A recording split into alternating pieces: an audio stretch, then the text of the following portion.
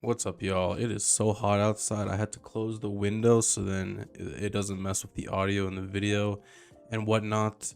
But it is so hot outside, and I haven't made a video in like 2 weeks now. Finally, some news came out. I haven't been watching any Summer League at all. I don't know. I'm not that interested. I should watch some highlights and whatnot, but I just haven't found the time to.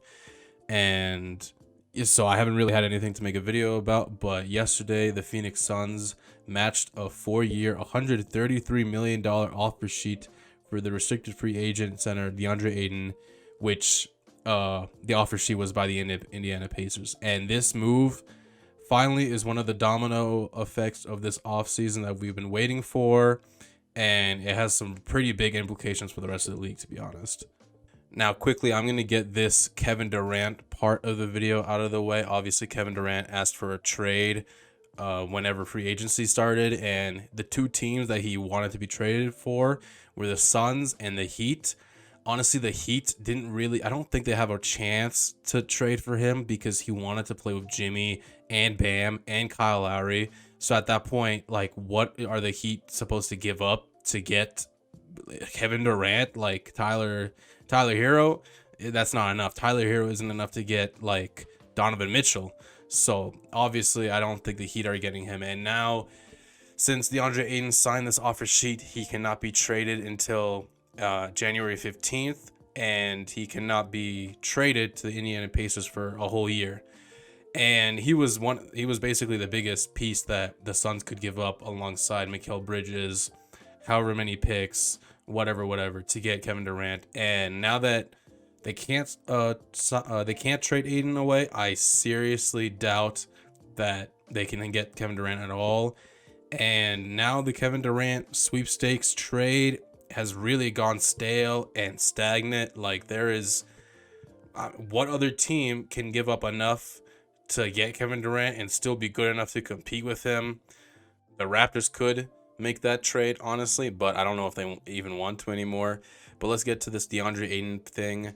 So it's kind of a mess because the reason that this whole DeAndre Ayton thing started in the first place is because last offseason he was able to like sign a rookie max or whatever it is with the Suns, and they didn't want to give him the money.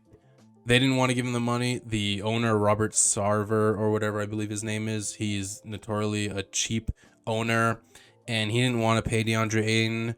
And honestly, from their point of view, a basketball point of view, I don't really want to sign DeAndre Ayton to a max rookie whatever extension either, because the way that the league is now, you don't really need to pay a center this much money.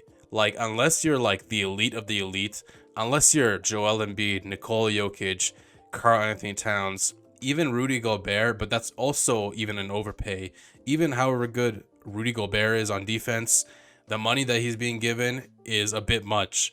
So, unless you're one of those super elite centers, teams are not prioritizing centers because it is it's just a guard driven league. Ball handling, point guards, shooting guards, handling the ball is way more important than posting up. And, centers, unless you're the elite of the elite, teams can get by with a cheaper center.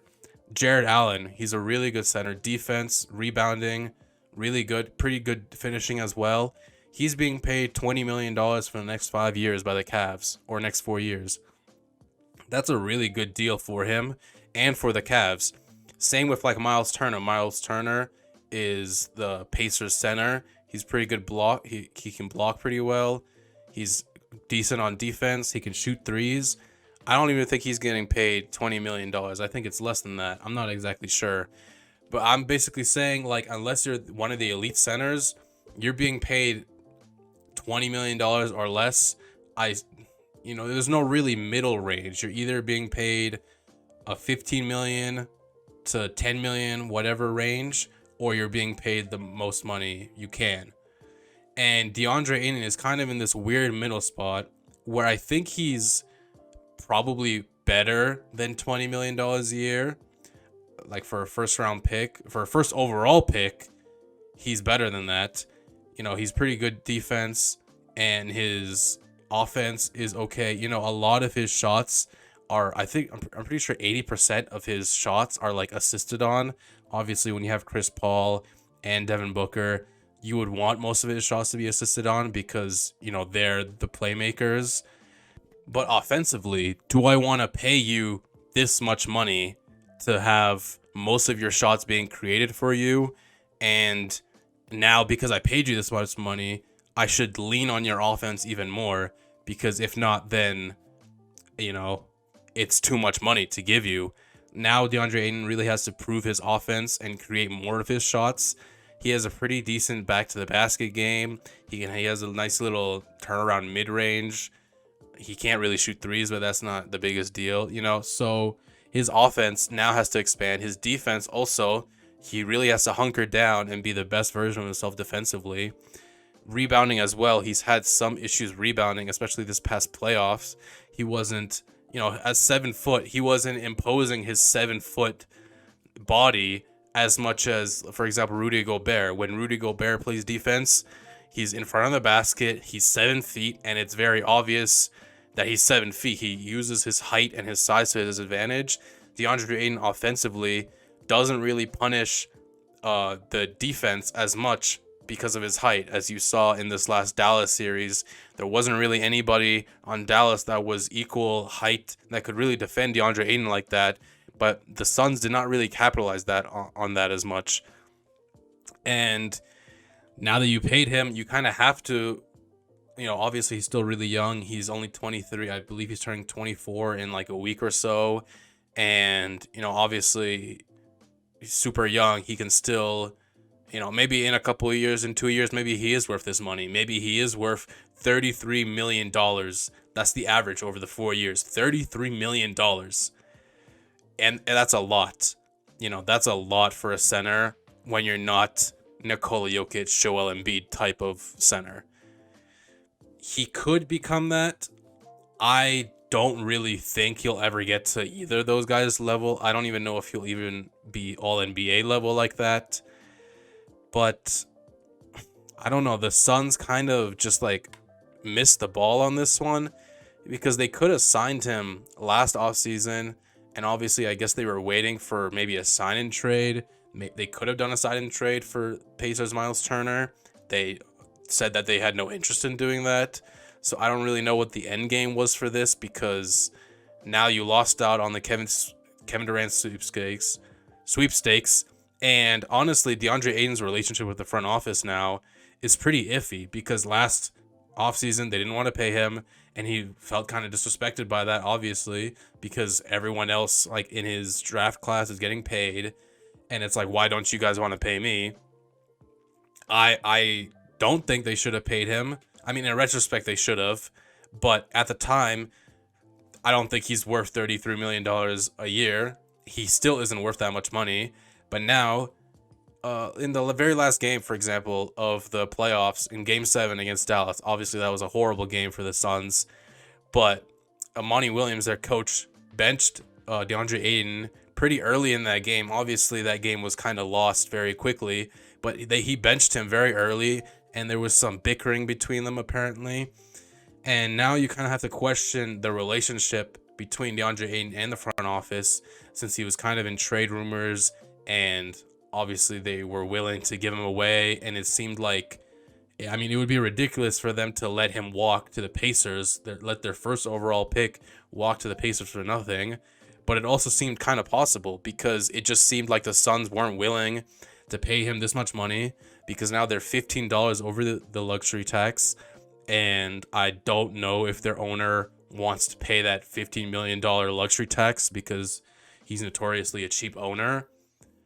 So now you're just paying the center who's probably not really worth his money, and now you've kind of destroyed the relationship you have with him. I don't know if it'll ever get back to what it was before this whole ordeal. You're not giving Kevin Durant. You have very little flexibility now to improve this roster. And honestly, they might be trading away one of their main pieces because they don't want to pay that luxury tax. Cam Johnson, Mikal Bridges, Jay Crowder, all of these guys are important to this team. I don't know. Some of them could be traded away just because they don't want to pay the luxury tax.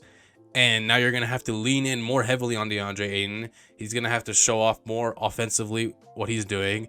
Chris Paul is not getting any younger. He turned 37 in the playoffs. The 4 games that he played after turning 37, he was awful against Dallas. He's not getting any younger. So now you're really relying on Devin Booker and DeAndre Ayton to extend this championship window that you have. Obviously, your last season was like the best season in their franchise record. Can they really repeat that? I don't know. Their team flexibility to improve the roster is very stiff right now. The West is getting better. The Clippers are coming back healthy. Denver is coming back healthy. You know, the Wolves made big changes to, you know, bring Rudy Gobert and Cat. They'll be playoff contenders. Still have the Warriors. Still have Dallas with Luka. It's not guaranteed that the Suns will be. You know, it wasn't a guarantee that they would be back in the finals this last postseason, and they didn't even make it to the Western Conference Finals. So now it's really like, I don't even know if they can make it to the Western Conference Finals again. You know, so they had to pay Aiden, and they kind of just got themselves stuck in this situation. In retrospect, obviously they should have signed him just to keep the relationship up, and they could have even traded him after they had signed him. But now, since he was like a restricted free agent, they didn't really have as much control over him as an asset to trade for Kevin Durant. And now that's like completely off the books.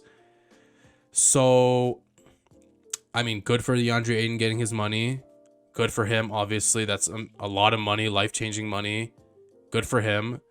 I hope for everyone's sake, for the Suns' sake, for his sake, his game improves offensively and defensively. He gains a bigger role on the offense, creating more of his shots by himself, more post-ups, I suppose, better rebounding, better defense, everything, just to prove that he's worth this money. And, you know, if he doesn't, he could be traded next year. Who knows? Thank you for watching. Like and subscribe. Goodbye.